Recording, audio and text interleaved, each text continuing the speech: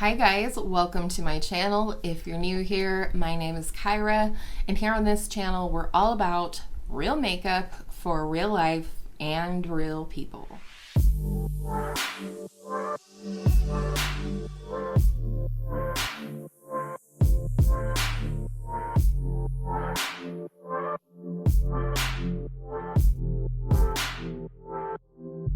So today's video is a project pan get ready with me. This year, my girl Angela from Beauty and Life with Angela and I are doing a project called #21 pans in 2021. And we're trying to hit pan on 21 products. So we only update that project every other month, and on the opposite months, we bring to you a get ready with me using all of our project pan makeup, and typically just kind of update you on thoughts and feelings about project panning. But this month we decided to do a project panning tag. It's called the Panners tag, and I will have the creator's name here on the screen as well as linked down below. And I have seen several people do this tag: Rebecca Morgan, Sarah Rose here on YouTube, a couple of my very favorite panners. So I'm going to be answering those questions today while I apply my project pan makeup. I'm just going to pop up a picture on the screen of the products that I'm using, unless I have something to really say about it, and otherwise just answer the questions. So number one is, how long have you been panning? And for me, I've been working on project panning since I started my YouTube channel. And I believe I started my YouTube channel January of 2018. I've been project panning for a few years. I'm really enjoying it this year more than any other year. And part of that is just due to, things that I've changed within my project pan habits. And part of it is definitely not only the projects that I'm in that I've chosen to participate in this year, but also my girl Angela. Like, we have just had such a blast this year, bouncing ideas off of each other, cheering each other on, helping each other pick out new products, just all kinds of fun together this year. And so I'm really enjoying my projects this year more than ever. Question number two is, what made you decide to start panning, and what did you hope to get out of it? Honestly, I started panning because it was the thing to do at that time.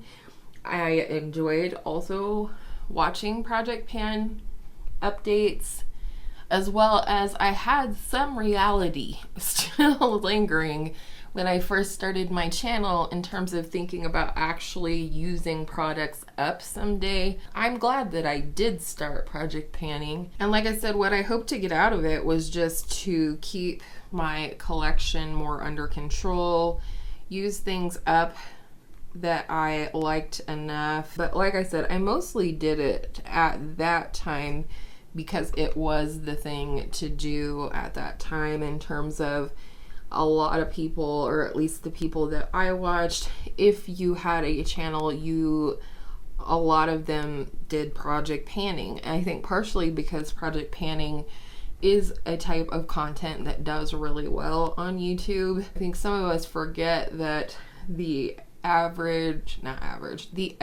person doesn't necessarily buy all the makeup that comes out, whereas us YouTubers tend to.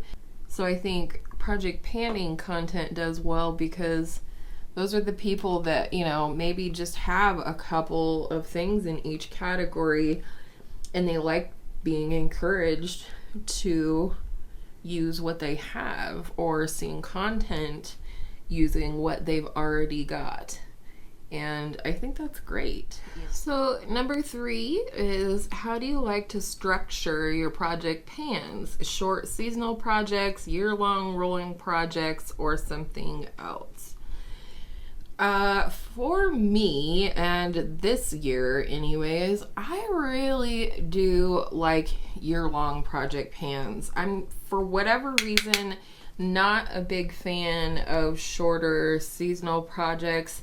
I think maybe it's partially just too much pressure on me to make any kind of progress in just a few months, I guess. Whereas a year-long project, I'm able to really thoughtfully plan things out, like how many things do I need, how many goals do I need to meet every month to stay on track. I really do like those year-long projects, but I like to do, you know, different projects. Like this year I'm doing 21 pans in 2021, but I'm also doing partners in cream as well as monochromatic. So, you know, I feel like I have all my bases covered in terms of the one project where I'm predominantly working on powders, and then I have another project where I'm working on all creams, as well as just a little fun project to kind of extend my Shop My Stash series and use different products every month, but truly focus on them and have some sort of a goal, usually a usage goal for me. And that's something that's kind of new to me. I think we kind of go in, like there's fads or popular things that do go through the panning community, and I think right now versus when I very first started project panning, the trend is to also include usage goals, you know, to use something 20 times or whatever. And I think, you know, that kind of started with like project 10 uses and projects like that, which I think is really cool because you're still getting good use out of a product if you're using it 20 times or 10 times or what have you. And so I really, really enjoy that I have a project where it is typically a usage goal that I have in mind for a product that I'm only going to be working on or focusing on for 1 month. So I really, really like the projects that I'm in this year.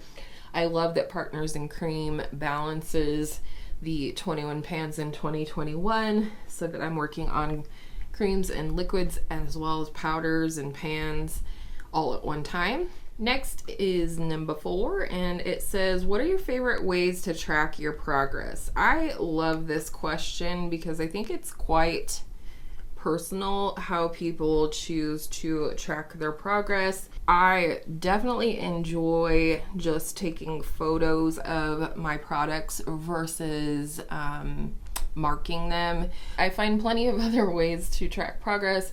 Like I said, I really like taking up close photos in natural lighting and just keeping track of those, and then I'm able to do the side-by-side pictures that I include in my updates a lot, and so that's definitely a favorite. A couple of months into this year, I did purchase a digital scale, and the first one I purchased did not have decimal points. Like it was just like rounded up or rounded down, I guess, in terms of grams. And so I did get a second scale that's just for my project panning that has the decimal points on it as well, because my old one I just had like for food purposes.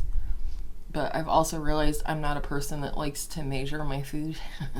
It's kind of like weight loss, right? If you just weigh yourself regularly, it doesn't really reflect what's going on in your body.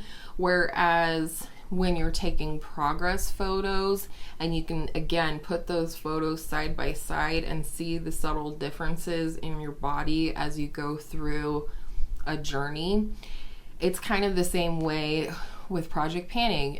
Your product may look similar to what it did the previous update, but when you weigh it, you can see, okay, it doesn't look like I used much, but I actually used a whole gram of product or something like that. So that's why I like both pictures and the weights.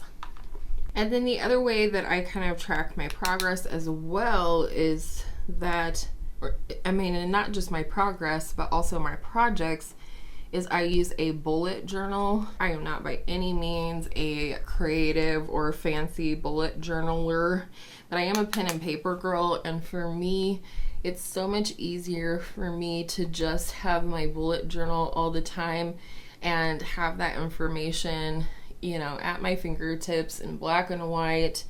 I can mark things off in terms of usage, you know, how many times I'm using things in a month, you know, in the duration of a project. And so I just really like that method. I've tried using, you know, spreadsheets and documents and things like that in the past, and it just really never worked for me because I don't always have my computer in front of me. So I just really enjoy the whole bullet journal thing for project panning purposes. In terms of everything else, not so much. I do kind of want to start a bullet journal though for my fitness journey. The next question is, what products have been the easiest for you to pan? I'm going to kind of use this year as a jumping off point because this is the year that I have been the most consistent in terms of the projects that I'm participating in and all of that. I've quit a lot of projects. I quit project panning for a while. So with any consistency, this year is the best year. And for me, so far, the easiest thing that I've been able to pan this year is actually concealer. And, you know, that is because I am choosing concealers that already have good usage on them, as well as concealers that I actually like and that I don't mind using every day and just going ahead and using them up, which will lead into another question at some point. Lip products, I have been killing it this year with lip products.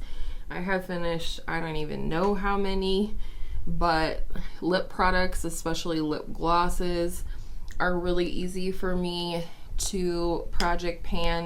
I just use it like a lip balm, and then, you know, before you know it, it's gone. But I also want to say too, and like I said, this kind of leads into a later question, but for me, I'm having the products that are the easiest to pan are the products that I'm panning that I love. For example, the, you know, Charlotte Tilbury Hollywood Contour one. I love that product.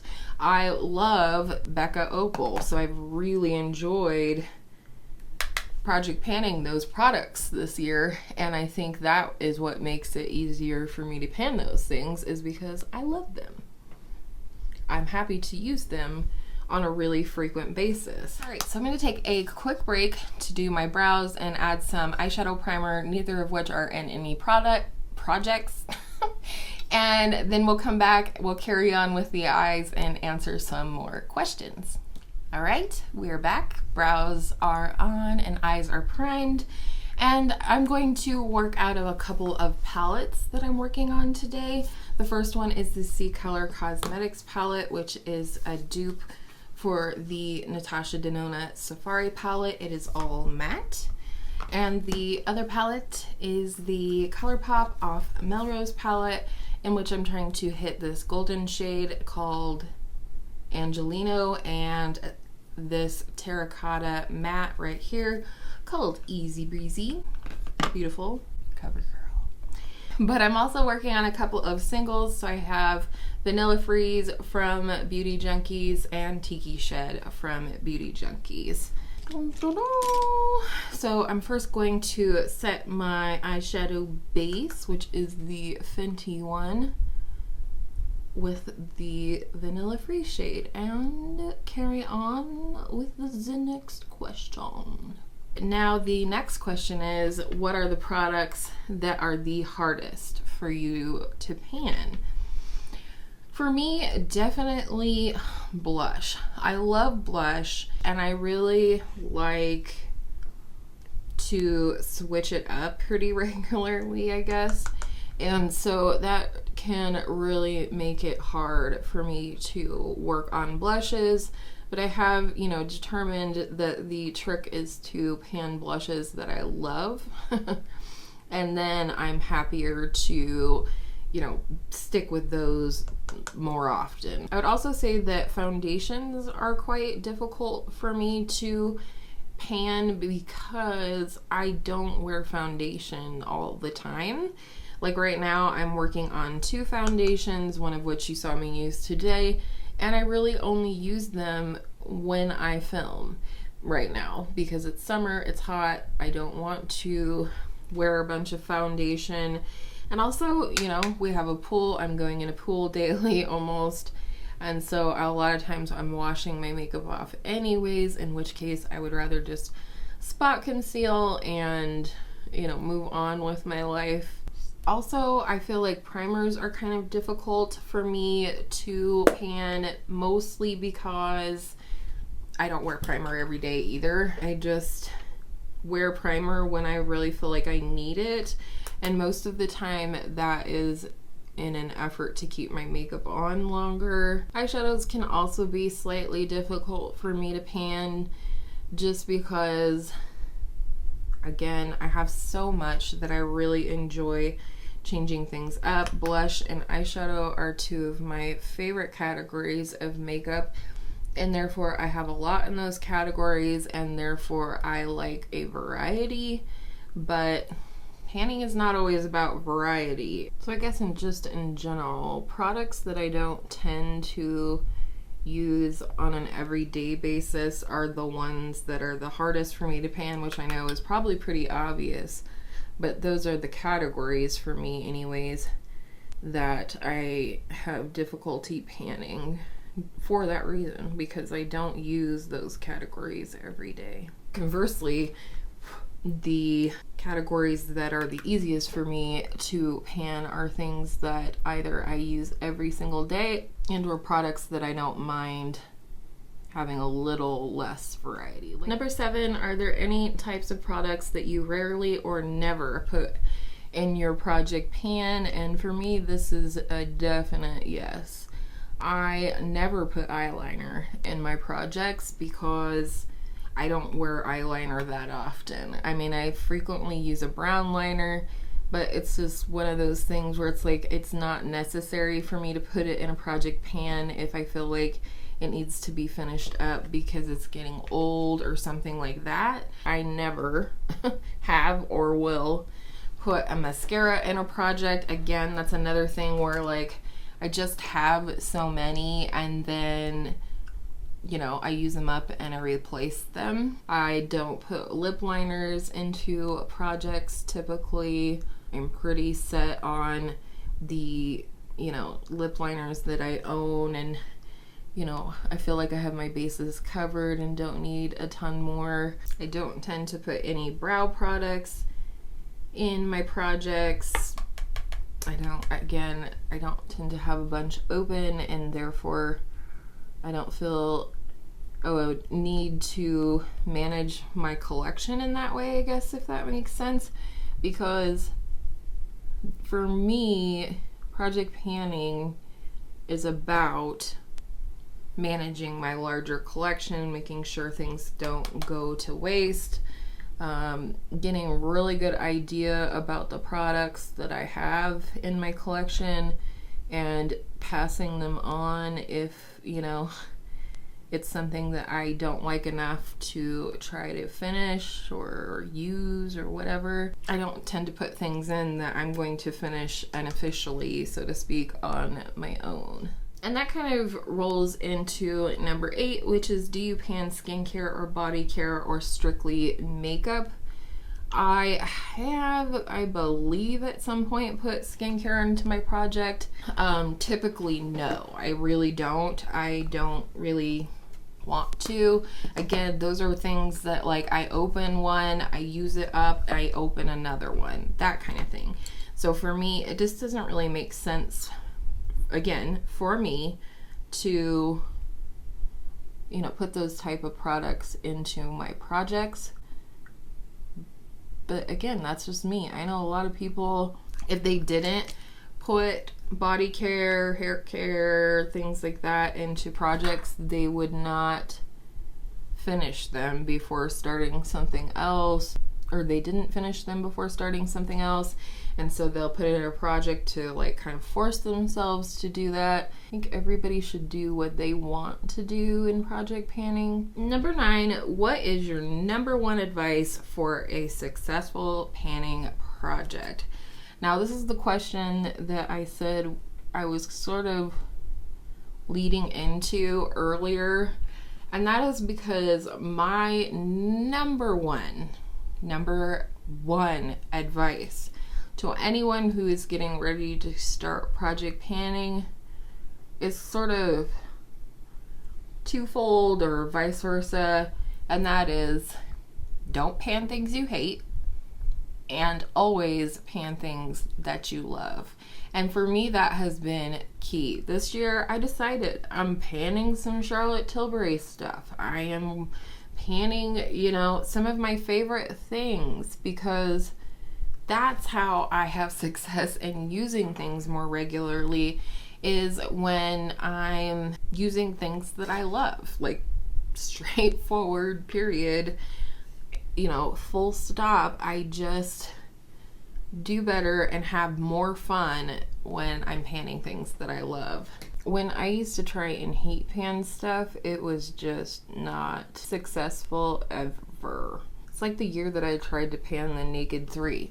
I tried to pan it because I was pissed off at myself for buying it, because I snatched it up. It was the impulse buy because Ulta didn't have the product that I wanted to purchase that day. So I purchased something else because I needed to want something to want. So then I tried to make it my pan that palette, and it was not at all successful. I didn't even hit pan on one shade, even though my goal was to hit pan on every shade, or at least half or something crazy. It just was so dumb to even do it. Whereas when I worked on panning my Lorac Mega Pro 2, which I love, or even my Jaclyn Hill Morphe palette, which I also loved, I had way more success and hit, you know, 6, 7, 8 pans in each of those palettes because I like those palettes. So I've been kind of leaning towards doing, you know, the same thing this year. I'm panning things that I love. It's true. I love my matte glow plate and So Natural. At first I tried to pan the 2 shades that I didn't like as much, and I immediately rolled them out because it just wasn't right for me. Number 10, has panning affected your makeup purchasing habits? If so, how? Panning now this year is affecting my purchasing habits a lot. I definitely thank project panning for saving me a lot of money this year. And it's not even because I am seeing through panning how long it really takes to use things up. It's more that I'm enjoying panning so much. I'm enjoying, you know, reaching goals, making progress, having a collection that looks and feels more used and loved and abused. But it's just also just how much I'm enjoying project panning. I'm getting more familiar with my collections. I have a better picture in my mind palace of makeup about what I have now, because I am focusing on products and getting more familiar with my collection all the time. And so it has affected my spending this year. Have I had some, you know, spending splurges? Sure I have, but far less than I have in years past, where I either wasn't project panning or panning things that I hate. So that is the project panner tag. I'm just applying my MAC Velvet Teddy lipstick a little bit. And then this is the very last time I'm going to be using this Fenty Gloss Bomb. I did pull the stopper out and I had it upside down, and now it's all sticky and gross on the outside. So, you know, she's empty. I don't need to continue to mess around with this mess. So let's take the hair out. I really enjoyed doing this tag today. It is just, it's really fun. I think it's nice that this tag exists, because I think it's a really good resource actually if you would have somebody who is new to project panning, you know, that could learn or, you know, get some tips right off the bat for being a successful project panner. Okay, let's do the shirt how it's meant to be now, because I think it looks very cute. And the hair, it's not dry, so I'm not gonna do anything get too permanent to it, but at least you can see it down and I don't look like a weirdo anymore. What a great tag, and I hope you enjoyed seeing me apply some Project Pan makeup. The thing I really love about the makeup that I'm panning right now as well is I have more than a full face, so I do have some variety and choices and options in terms of layering products, in terms of using different shades. You know, some products I have specific shades that I'm working on, though I may use other shades, and others I don't have any specific shades that I'm working on. I just want to hit pan and at least one shade in the palette. And you know, everybody does things differently, which is one of the most fun things about watching Project Pan updates. I hope you guys enjoyed today's Get Ready With Me. I'm sure it's a long one because I'm chatty when I do tags, and especially when I'm not paying attention because I'm doing my makeup too. So thank you to Angela. She was the one that came up with the idea to do the Project Panner tag this month along with our Get Ready With Me. Thank you so much for hanging out with me today. I appreciate each and every single one of you that shows up, that spends part of your day here watching my videos. I hope you'll consider subscribing if you liked what you saw today, and hit that notification bell so you'll be notified on Tuesdays, Thursdays, and Saturdays when I upload. And with all of that said, I hope all of your makeup days are absolutely beautiful makeup days, and I'll see you in my next video soon. I don't know why I fall into a French accent, and then I did take French for 4 years, I guess, in high school.